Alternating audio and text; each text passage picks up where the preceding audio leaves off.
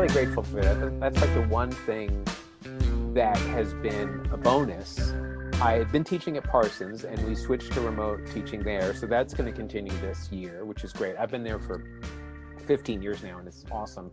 But because so many things are remote anyway, I'm also going to be moderating a class at the Center for Cartoon Studies because suddenly I don't need to be there to teach there. So I haven't taught there since like 2011, but I love it up there. Everybody is so dedicated. They're having me do that. So the bonus is I get to work with them again, even though that's like the only thing I think that's improved with Zoom. I mean, Zoom is great and a godsend, but I mean, just with the whole pandemic, being able to go back to CCS and be involved with them again is like the benefit.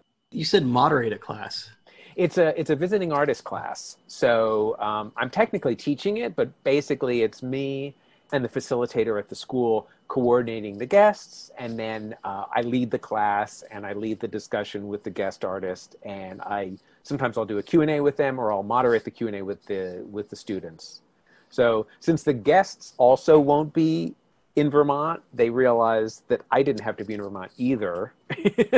So they're actually doing some classes that are meeting in person, which is amazing. I don't know any schools in New York City that are doing that right now. I'm sure there are some, but none that I'm involved with or Criota's involved with are doing that. But in Vermont, they're doing some classes in person. But this class, because it's guests every week, and I love hosting, so this is a perfect class for me to do. Anyway, so it just worked out. What are some of the considerations? I mean, how do you actually adapt an art class to a Zoom call? One thing, I mean, I'm reading so much about this now. You're kind of retraining yourself on how to do it. Yeah, I mean, the Center for Cartoon Studies has like a whole set of guidelines and suggestions on how to lead a class. And then at Parsons, they have you do a training so you're familiar with Zoom. And we kind of got thrown into this in April of last semester when everything shut down. We learned a little bit then and we learned as we go on. But generally how I've been doing it, everybody's got a different way. But generally how I've been doing it is I meet with the class for an hour collectively. And then often people will break out into what they call breakout rooms. So the students will meet individually to talk among themselves about their projects. And then I will have individual meetings with them one-on-one for the rest of the class. If there's a big crit, we might spend 3 hours together where people share their screens and share their work that way. A lot of the classes that I'm teaching involve having the students keep some sort of blog online. So even when we were meeting in person, the blog was a way for me to keep up with their work. Because with 15 students in a 3-hour class, you can't always meet with everyone. So the blog would be a way for them to post what they're doing every week, and I would send them feedback either in email, or I would make sure I checked in with them long enough to at least say, I saw what you're working on, this is coming along great, or if you need help here are some suggestions. So a lot of the classes I teach are seniors, and those students are often like on their own track, making their own projects, and are sustaining themselves with input from me. It's almost like an independent study class in some ways. So meeting with them on Zoom, it's never as good, but it's great that we get to do that. And, having the visual there is awesome. I started teaching in 2005. If I'd be doing cell phone calls with people if we were in a lockdown then. So, it's pretty good. I mean, I'm very excited. I'm co-teaching a class on performance as it relates to illustration. I'm co-teaching with Jonathan Rosen, who does a lot of like projection and live video mixing work. So we're thinking even if the school isn't open in April or May, I mean, maybe it will be. I don't want to be too overly optimistic, but we're thinking even if it doesn't open, maybe we can do some sort of outdoor projection event. People can be socially distanced in a park and watching a screen. Like maybe there's some way to do some sort of like group event that is distanced enough, but we can still have some aspects of the work. So this is like the carousel class. In a way, yeah. I mean, the department approached me about being involved in a performance class, and I was like, yes, absolutely.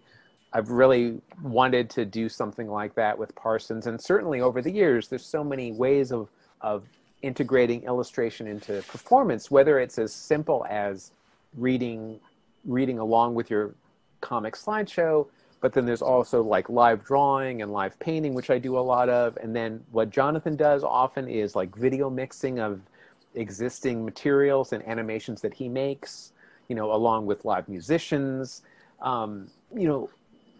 even just to animations projected behind like operas or other events that, can use the illustration as a supplementary material. And Ben Catcher's been doing this for, oh gosh, at least 20 years, I think now. I've seen him do it a few times with a live musician. They actually write a score. Yeah. I mean, it's like watching theater. Oh, it's totally theater with like the supplement of the drawings. I mean, the great thing about his piece is that he writes them so that the storylines of his plays have the same circuitous, free form. I mean, it's all locked in, but it has this sense of improvisation. Although it's all completely locked in, he's got the drawings all made and everything. But that sort of winding pathway that his stories can take is all totally present in the theater experience. So it's really an immersion into his storytelling style with live actors and musicians. Yeah, it's really something. When we'll get back to those possibilities again, I don't know, but I've done Carousel on Zoom over the summer. I hope to do more. I will be doing more of that in September. So, we're all trying to make do and figure out ways to kind of keep these communal events going. I think that's super important. I think it's interesting that they saw enough value in this idea of performance in comics, really turned it into its own course. Do you think that there's enough of a critical mass there that it's becoming a movement in and of itself? Yeah, we'll see how it's received by the students. I mean, the thing is, there's so many ways to approach it, and this is a brand new class, so I don't have anything worked out. Jonathan and I still have so many details to work out, but there's so many ways to sort of integrate visuals into performance or theater. I mean, it really could be TikTok. I mean, there's any way to incorporate like time plus visuals into some sort of performance. I think there's enough ways to approach it that it'll be interesting. The class is actually subtitled music/performance. So I think music will be an aspect of it. I suspect some students might just want to make animations based on soundtracks that maybe they invent or their friends invent. So, there's lots of ways in. What I really appreciate about Parsons right now is that experimentation is a big part of what some of the classes are about. So some of the classes are very structured around specific ideas of what a more traditional idea of illustration is. But there's obviously a lot of stuff that's changing in the world, to put it mildly. So having classes that can kind of open it up to new forms is great. And this is one section that some juniors will be taking. Other juniors will be taking sections on animation and like protest art and like other forms of getting guerrilla art in different areas. I'm not remembering the names of all the classes, but the idea is all these classes will have different focal points. I like foci. The classes might meet together and then exchange ideas. So it's really an open forum. And I think some of the students may be more or less open to that idea, but I think there's ways to take what we discuss in these classes and plug it into different forms. So it's very heady, because even as I'm describing it, this class starts in about 10 weeks. So ask me again in the spring, but it's evolving. Do you get a sense that you're approaching it differently given the current circumstances, that you're thinking of it more in terms of what can be done online and socially? I can't see how that won't be a part of it, won't be a piece of it. But, if students want to make a video of themselves performing in their apartment every week and send that to me, I probably will be up for that. Like it may be a performative thing, even if they're doing it without an audience. So it could be that way, but I obviously could see it being like very animation based, or being based in forms that are more naturally shared online on Vimeo or other formats. So we'll kind of see how it shakes out. It seems like, you know, there is an opportunity for you to really kind of rethink what you're doing, the way you're combining. I mean, you know, you said that you were doing Zoom before, but I suspect that at least in the kind of early stages, it's really like, let's take what we do in person at Carousel and just do a Zoom version of it.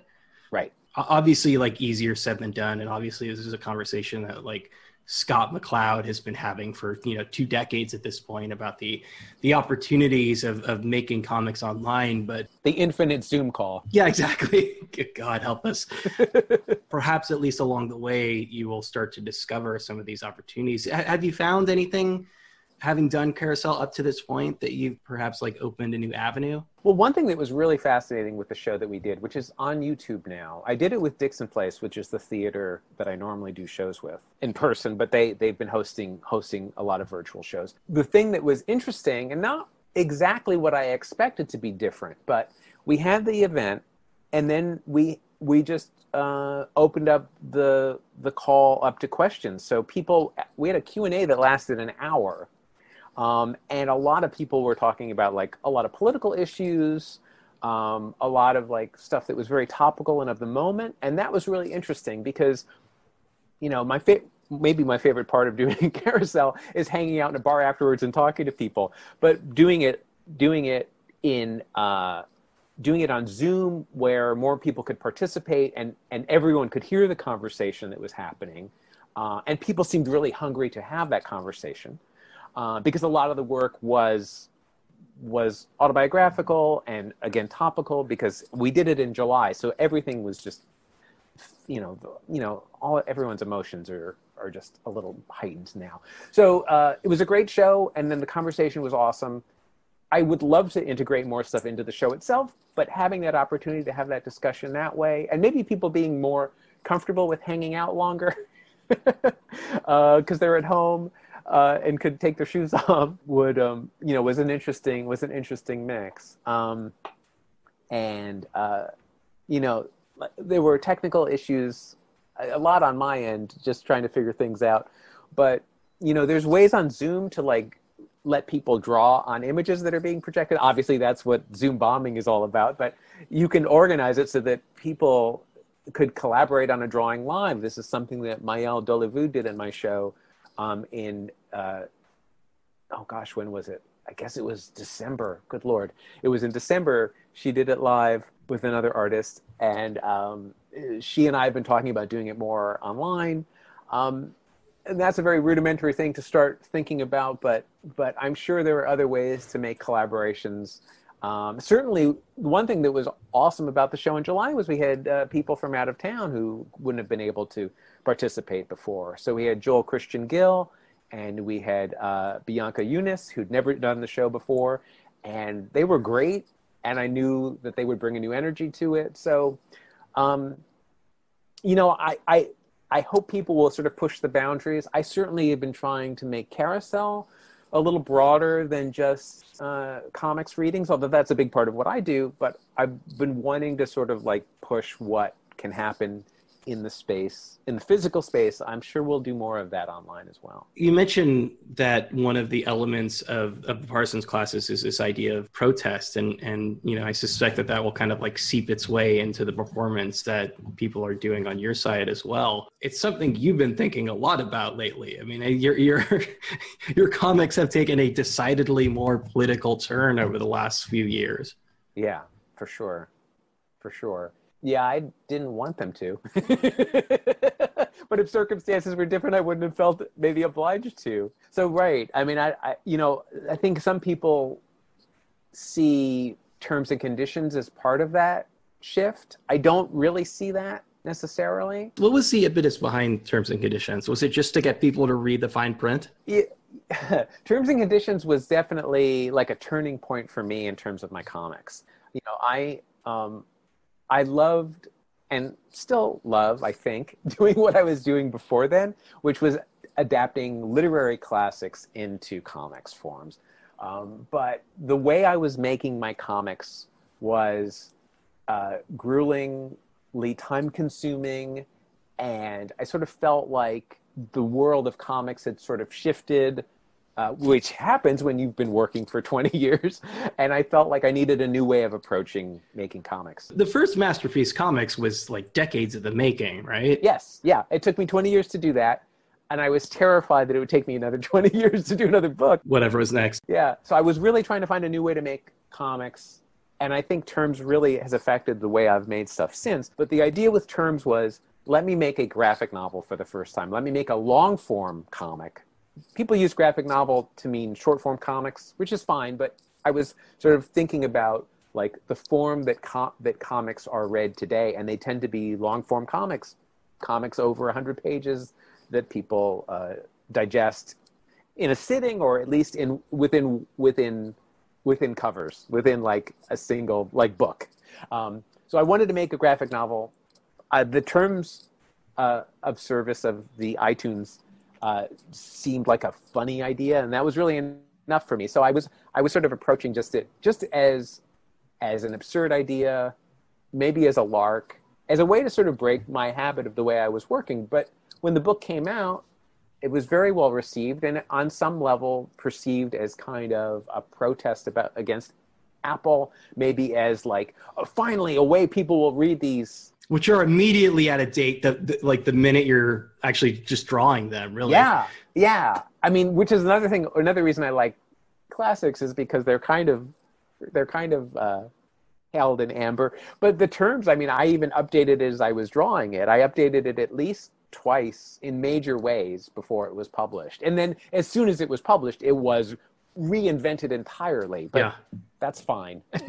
you said you were doing it kind of as a lark, but you know, that's a long time to commit to a lark. Was there ever a moment in the middle when you just sort of like, am I really going to keep doing this for 100 pages? Well, by the time I had gotten like 25 pages done, I was like, this is something.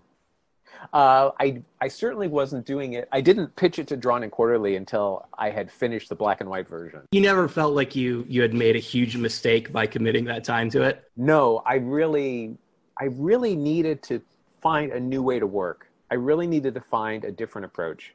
And because every page of it is based on an existing comic, it was kind of an excuse to play with stuff that was already out there. And it was generally a fun assignment for myself. And the response was good enough. And I was sort of doing it in my spare time. I hadn't put aside a year of my life and stopped taking work to do it. In that respect, though, in the respect of every page being based on different comic, it's not entirely dissimilar from what you were doing before. The amount of time you're spending devoting to each specific style is obviously shorter, but it is a kind of a natural extension of Masterpiece Comics, at least in that respect. Right. Well, I feel like my approach is what sets me apart from other people, although plenty of people do mashups. But I feel like the way that I think about combining these elements is distinctive. I don't know what else I have in my arsenal that is as distinctive. And I also enjoy doing it. Terms was great because it let me parody a lot of artists I'd never approached before. And that was the other thing that was a little frustrating about my previous approach was, you know, Masterpiece was made over 20 years. There's 12 different styles, 15 maybe, that are kind of addressed or played with. But Terms let me play with like 100 different styles, literally. And that was very liberating and very exciting. And I was able to like parody or pay homage to artists younger than me, which I had never really done before. So it just sort of let me kind of reach out more broadly to the world, which is, I guess, maybe that's what all my 3 last books have been like, sort of like looking out into the world a little more broadly. Do you tire of a style when you're working in it for too long, when you're doing like a Masterpiece comic? Yes. I'm sure I've told you, I have a Moby Dick adaptation in the works. And it's 20 some pages long and it's all one style. And it's a fun style to work with, but it's still very labor intensive, and I keep putting that off. I think it's also, I think Melville has psyched me out, but I'm looking at the books over here, which I won't show you because I don't want to reveal what the sources are. But it's certainly like it's so big and it's one style and it's like, oh, maybe that was too much to take on. I'd still like to finish it, but Terms and Constitution Illustrated and the Trump book, I was able to sort of pick a style, do it, enjoy it, and move on. Without giving too much away as far as the Moby Dick book is concerned, are you doing it in someone else's style, or are we finally going to get a glimpse of what Sikoryak's style looks like? Oh, it would probably be much easier if I just did it in my own quote unquote own style, air quotes, because I don't have like a developed style that I like. People recognize my work in my sketches, and I recognize my work in my sketches, but it's not mature. I wouldn't say it's stunted, but it's not mature. No, the Moby Dick comic is all in one style. I'm sure people could figure out what style it's in, but I'm not going to answer any guesses. But no, it's all in one style, and it will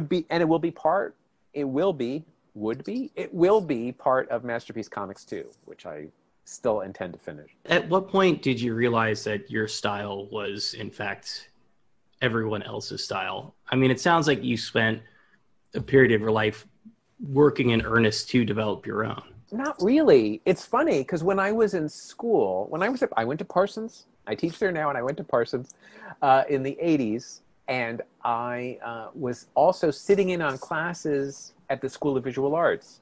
Art Spiegelman taught a workshop there, and because I was helping out at Raw, I was able to sit in on his lectures. And then from there, I sat in on a class that Paul Karasik and Mark Newgarden taught. And that was a real comics class. I had lots of comics adjacent assignments at Parsons, but I never had like a concentrated comics class. By that point, I had known, art for a few months, and I was already very immersed in Raw. Was really excited by what they were doing. And Raw is filled with amazing stylists. Anyway, taking that class at SVA and working on assignments, I realized that I was more comfortable doing parody than doing my own styles. And even though in school I would sort of play with different styles, I'd try on different media, different mediums. I realized I felt I was derivative of other people. And I thought if I was going to be derivative of other people, I might as well be consciously derivative rather than unconsciously like a second-rate version of somebody who I thought was great. Everybody's derivative when they start out, though. To some extent, everyone, sure. You get into comics appreciating certain art forms, and that's where you start to develop your own. Yeah, well, you could say that the approach I took is derivative of Art Spiegelman, because I was so influenced by what he and Francois were publishing in Raw. Yeah, or the Garbage Pail Kids stuff, or Wacky Packages. And obviously, all of that is funneled in through Mad Magazine. Yes.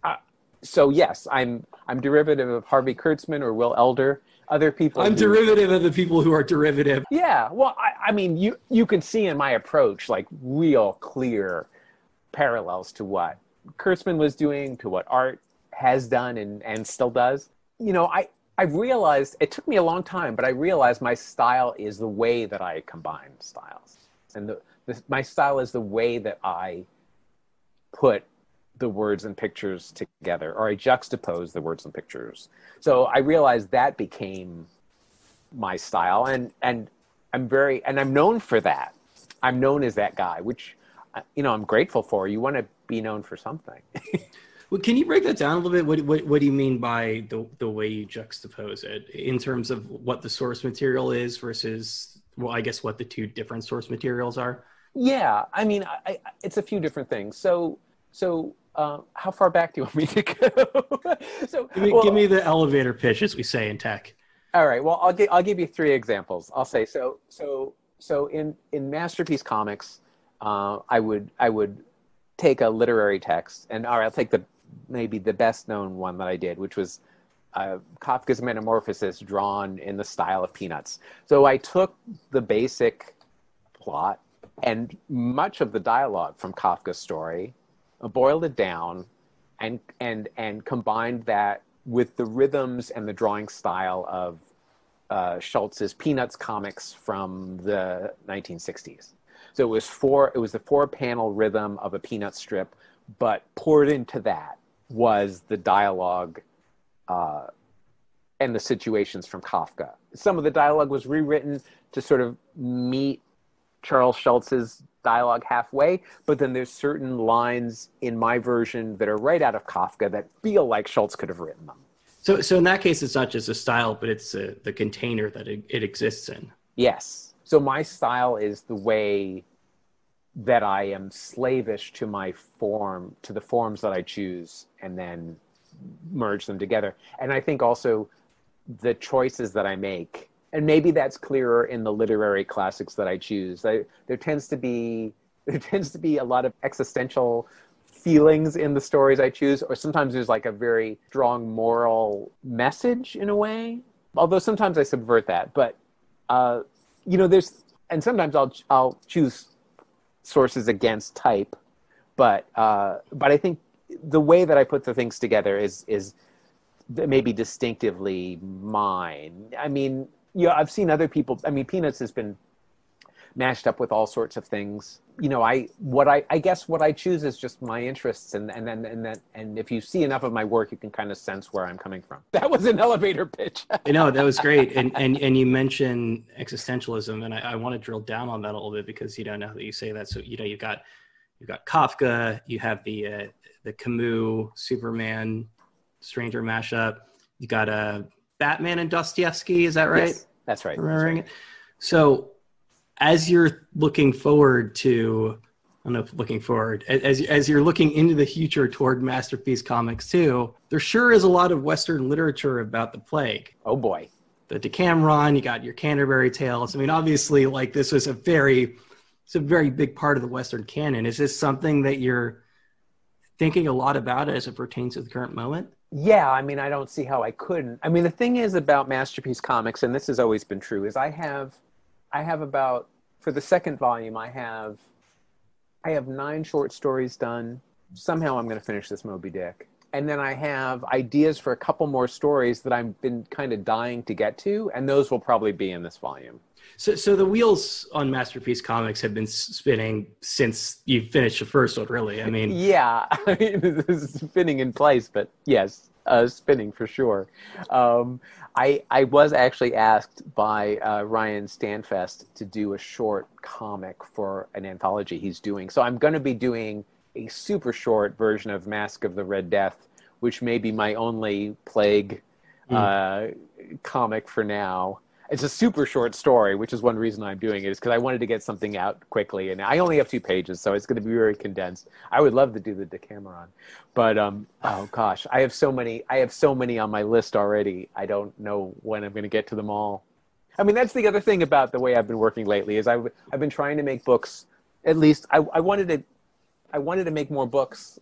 I wanted to make a couple of books that wouldn't take me forever in between the long ones. I was trying to think of a good analog to the Constitution book. And obviously, like when people try to contextualize your work, like Classics Illustrated comes up a lot as like obviously a much more straightforward adaptation. But I was thinking about Crumb's Genesis. Sure. Obviously like a very different approach to the book than the Constitution book is. You kind of had to walk the line between reverence for the text and also having it be fun and funny and satirical in a sense. Yes. Yeah. I mean, I certainly, Crumb's Genesis book is so fascinating because it's so outside of what he'd done before. I love his short form literary adaptations, but he never taken on anything so huge. And I admired that he got it done. I mean, what a workhorse over the years, but just to get that specific body of work done was kind of amazing. He seems like the kind of stubborn person who like is going to finish a thing regardless of everything else that happens in his life. That is true. But I mean, has he ever done any story longer than 20 pages. I mean, that was a real commitment. Anyway, so that was fascinating to see that from him. But it totally goes back to like Classics Illustrated. I mean, I was very happy that D&Q liked the title Constitution Illustrated. I really wanted to underline that connection. My books often kind of announce themselves on the cover, even if it's not always entirely accurate. But I called Terms and Conditions a graphic novel. I really wanted to call Constitution Illustrated that because I wanted to kind of evoke that old-timey approach. There was a certain reverence to it. This is maybe, it's in some ways the Constitution. I'm looking over to my right because the book is sitting over there. I think maybe this is more reverent than my other adaptations on one level. I always try to be faithful to the sources, but what's different about this is it is complete. Nothing has been edited out. And I dreaded including all the words because the sentences are so dense and so long. But I couldn't bear to change it because people always feel like it must be the original text. So I wanted to keep that. So there is a certain reverence there. But if you juxtapose the Constitution with Linda Barry or Lucy Van Pelt or Principal Weatherby, it's going to be somewhat absurd. But I let that be its own thing. It's like, even within that, if you can accept these cartoon characters cavorting through this text, it has a certain reverence. Doing something as just totally purposefully dry as Terms and Conditions must have been a good dry run for working on the Constitution. I mean, in a lot of ways, like, obviously, like it is legalese and these words are, hundreds of years old, but there's a lot more life in the Constitution than there are in Terms and Conditions. Oh, for sure. I mean, what was so liberating to me about Terms and Conditions was that no one has an emotional connection to the text. And there wasn't a narrative that I needed to address. Maybe some Apple lawyers do. I mean, I was talking to the poet Kenneth Goldsmith, who's like, it does have a narrative. It's like, well, your definition of narrative is much wider than most people's. I appreciate that, and I think that's appropriate. But for my purposes, I didn't have to visualize the narrative. I felt I didn't need to visualize the narrative. What does he mean? What does he mean by that? What was the kind of narrative that he was pointing to? There's a flow. It's lawyer talk, but there's a flow. There's a progression. There's a sequence. It's not random words. It's not cut up poetry. It has a sequence that you can follow, and he may have been. He was being a poet about it. Yeah, and God bless him. I appreciate that. It's like that. I think that's accurate. But when I was making it, I didn't worry about that. And ultimately, you could take a more narrative approach to the text than I did. But I didn't. I felt I didn't have to. For the Constitution, I reread and read the text. I looked at modern interpretations. I looked at rewritings of the Constitution for kids to see how they boiled it down, to see if I could wrap my head around it, because some passages were opaque to me. I had never read the entire Constitution before I started doing this book. So I was going into it as a novice, and I was really desperately trying to clarify with the drawings, which is not something I tried to do with Terms, which again was the liberty of Terms, but I didn't think it was fair to this text or useful for an audience to play that game again. And I love that game. I hope to do that game again. But for this book, there was more reverence in terms of, like, you could flip through the book and glean part of what it's about, even if it's Thor dressed as a Supreme Court justice holding a gavel rather than his hammer. You could tell it's about the judicial branch, even if it's Thor, but in the appropriate garb of a colonial era judge. Do you consider it an educational text? I mean, you did something very savvy with it which is, I think the first illustration for the preamble is a Raina Telgemeier homage, which it's clear to me that there was a hook there, that there is a certain subset of comics readers that you were trying to draw in with that. Absolutely. Absolutely. I'm so excited to see what's happening in comics now, and I feel so distant from the next generation, but I really... And she is the biggest superstar in comics, bar none. Well, that's exactly it. And I didn't want people to think I was just interested in stuff I grew up with or just interested in artists of my own age. So I did very consciously put her style in the preamble.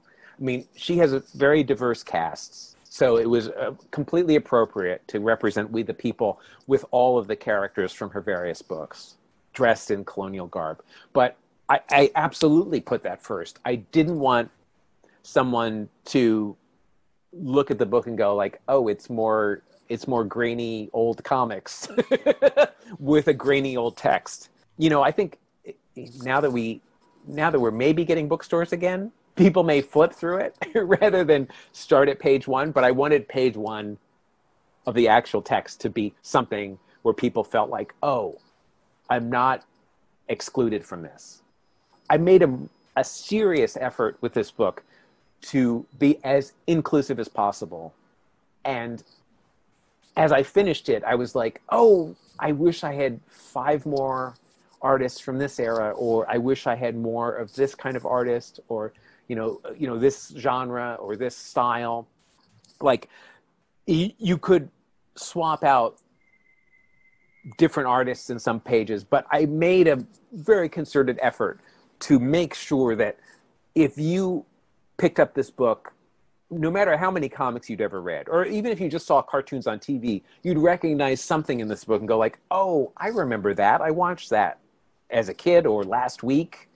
This isn't alien to me. I really wanted to feel like America. It's like this, if this is the melting pot, if America is the melting pot, I wanted my book to be the melting pot. Are these considerations that you've had before? I mean, especially like, I know commercial is kind of a dirty word, but like you are literally thinking about people as they pick it up in a bookstore and, you know, if they're going to purchase it and keep reading it. Are these things that you've thought about in that respect with your past books? Not quite. I mean, certainly whenever you package a book, you're thinking about commercial considerations. I don't think, and commercial sort of seems like a dirty word, but comics are a commercial medium. And I don't think it's wrong to think of an audience, especially with a book like this. I mean, I think with this book more than any other, I was trying to make it accessible, which is adjacent to commercial, but I don't know if it's exactly the same thing.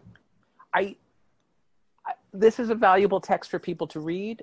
I wanted it to be inviting. So I think it's kind of a piece.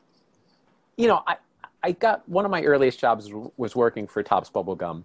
So commercial projects, I mean, as bizarre as commercial is applied to what Topps Bubblegum novelty candy toys used to mean, it's still like that is part of where I'm coming from. And I think that's an important part of putting something out in the world. I alluded to this earlier, but it's something that you can't divorce from Art Spiegelman's work, right. or Mark Newgarden, right. or any of these right. people who are like doing wacky packages, right. or Garbage Pail Kids. You know, in the same way, this is actually something that hadn't quite occurred to me until I'm saying this out loud right now.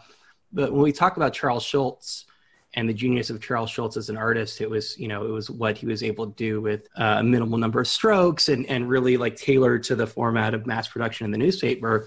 But a lot of these underground cartoonists of a certain age who came up through Raw really cut their teeth doing this really highly commercial work. Or even like Crumb. Crumb was doing greeting cards. Yes. Yep. Absolutely. I mean, I don't know if comics are a mass medium anymore, but they were a mass medium.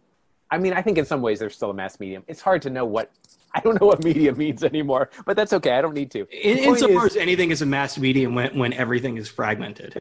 Right. Exactly. That's exactly right. So yeah, I think that's part of it. But yeah, just to sort of reiterate, I wanted people to see themselves in the book. Let's dig into that a little bit more. Inclusion is an interesting word, and it is obviously a word that people are using a lot these days to mean a lot of things. And this is something, again, that I noticed in this book versus, probably anything else that you've done. Excuse me. Inclusion meaning not only like age groups, but also the backgrounds of the artists who are making it. I mean, it does seem like you made a more concerted effort to include African-American artists, for example. For sure. A distinction between this and Terms and Conditions was that Terms was like worldwide comics. For Constitution Illustrated, I really wanted to focus on American comics solely. There are artists in here who are drawing United States characters, which I didn't realize when I started doing it. But, so the Ms. Marvel drawing is actually by someone who lives in England, but the character is American. She lives in New Jersey. What's more American? So yes, I wanted to make sure that there was diversity in it. I wanted to make sure that again, I mean, whether it's like age groups or other groups that people put themselves in, whether it's gender or race, I really was trying to make sure that everybody was in there somehow. It was very, very considered. I was trying to, I was actually like counting. I was like, do I have enough of this group or that group? And I think I don't, there's still too many white guys in it, but I tried really hard. I think people will be happy that, I think people will at least see an effort was made to be inclusive. I made this book in about 13 months from start to finish. I mean, luckily I didn't have to write it. But the number of lists I made of like artists broken down by different categories, by decades, by genre, it was a lot of work. And then to sort of fit those artists into text where I thought it could somehow evoke or enlighten part of the text was super important. So I have Jackie Orms in here, who was a pioneering African-American cartoonist, and who had a couple of long-running strips. And there's elements. I mean, there's portions of the text about slavery. Even if they don't say slavery, it's about slavery. So being able to get in more Black cartoonists on those pages, and not just there, but in other pages as well, was super important to me. You had to get Luke Cage. I mean, you couldn't not, right? And that must have just been one of the things that the minute you sat down, you knew you had to do. Right. And when you have, I knew it was going to be, I thought it might be 70 pages. It ended up being like 115 pages. But when you have, even when you only have 70 pages to do, it's like any idea that comes to you that makes sense, grab it. So yes, I instantly knew Luke Cage, and I was able to include the first Black artist who worked on him, whose name is Billy Graham. I love his Black Panther stuff. I wasn't as familiar with his Luke Cage stuff, but I was grateful to get him in there. So yeah, absolutely. And there's a lot of things like that. Doing a book based on Trump quotes is going to be inherently political. Do you think that just the act of doing a comic based on the Constitution is also by its nature political? I suppose it has to be. I mean, honestly, I did this book. I thought of doing this book right after I finished the Trump book, and I put it aside. I wish I'd started sooner, but maybe it was better for me letting it percolate in the back of my head. I mean, you were living with Trump for so long. Yeah, I needed to do something else. I still wanted to speak to the moment. I didn't want to do something that was so topical it would be irrelevant by the time it was published. And certainly you are probably thinking, well, the Constitution may be irrelevant soon. But I say to those people, I say, well, it's a nice keepsake. And we had it for a good number of years. A good souvenir of the country. Yeah, it's a nice, it's a memento. So anyway, the Constitution was a way to sort of address what was happening without overtly addressing it. I didn't want to draw any living or dead politicians in it. But you can make your own associations. The other thing that's great about it, which of course is undeniable, unfortunately, is that when Obama was president, people were saying he's destroying the Constitution. So it's a political act to make it, I suppose, but it also isn't just from my side of the aisle. That being said, people of other political persuasions may think I made it too diverse. Let's go back to that idea of narrative. Obviously, like, it's kind of a funny and maybe a little bit, in a sense, kind of flip comment to say that terms and conditions are narrative in their nature. But do you get the sense of the Constitution being a narrative? Is there kind of a storyline inherent in the text? Absolutely. It's subtle, but it's there. Now, I've maybe disguised it more by juxtaposing comics from different eras against the text. But the text of the Constitution is a living document, they say. And so what's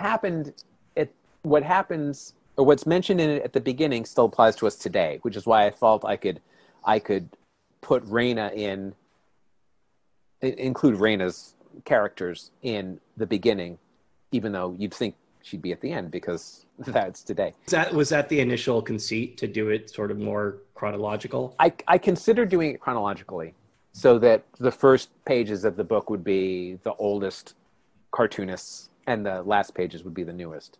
But that presented a few problems, one of them being that syncing up the characters with the drawings would have been that much harder. And also, I knew, as much as I want to look at 1920s comic book artists, I would probably lose a big part of the audience if the first 50 pages of the book were from 1900 to 1950. And then you don't think the Cats and Jammer Kids and the Yellow Kid are going to help the book fly off the shelves? No. And we do say fly off the shelves, and that's legitimate. But it's also just like, you could pick up the book and flip through it and look for characters you like, and they're scattered throughout. But to get back to your point about the narrative that is super clear in the Constitution is, and maybe it's easier to see when there's pictures attached to it. But while they don't talk about enslaved people, the line about 3/5 of a person, the 3/5 of other persons, quote unquote, that refers to enslaved people but does not say the word, that is on page 9 of my book. So you see from the beginning, and if you think of the text as following a narrative, you see from the beginning this horrible compromise that's been made and like baked in. The great thing about the Constitution is that you can see the flaws, because unlike the terms of Apple, they don't get rewritten and erased. The bad stuff is still in there. So if you're reading it as a narrative, you have to flinch as you get to the parts that you like. And the beauty of it is that as soon as they wrote the Constitution, they were like, yeah, let's ratify this, but we got to start amending it. So the Bill of Rights, which were written like 4 or 5 years after the Constitution and are included here, were written and started giving more rights to the people. So if you read the book as a narrative, and if you read it sequentially, you see them setting up the government and like brushing some people aside, setting up the government, brushing off problems till later. There's a few lines about how this can't be changed until 20 years from when this is written. So there's like lots of lines at the beginning interspersed with the good ideas about representation and the good ideas about how to break up the government into different pieces and have a separation of powers. All that stuff that is in there, and you see it being developed. And if you read it as a narrative, you see that growing and starting to bloom. And then you get to the Bill of Rights and then the amendments, and you see more definition about where the rights of the people are. And the rewriting of the Constitution, sometimes it's about the way the Electoral College works. Sometimes it's about the way, how we count people. Slavery isn't mentioned until as a word, isn't mentioned until the amendments. So if you're reading this, you see that, and maybe it's a narrative of the people who wrote it, but that's meta enough for me. That you see the narrative of the country growing. They didn't mention the word because they knew it was something to be ashamed of. I can only assume. Like, they didn't want to say it, but they had to address it. Yeah. Which isn't really a good way. No, but it was like we know that this is something that we're going to have to deal with. If you contextualize the Constitution as being a narrative, then, you know, I think it's like a prestige drama, right? It's like The Sopranos, where something happens in season 1 that doesn't pay off until season 3. Like that's really good storytelling, right? Is something over here that really, you know, really down the road is when you see the connections sort of start to take place. Yeah. The other thing, and the way it's different than The Sopranos, is hopefully it won't end with a blackout. We can still amend it, which as I was writing it, people were talking about the Equal Rights Amendment again, and I thought they better hurry up and ratify that if they want it, because I got to figure out what the last 8 pages of the book are.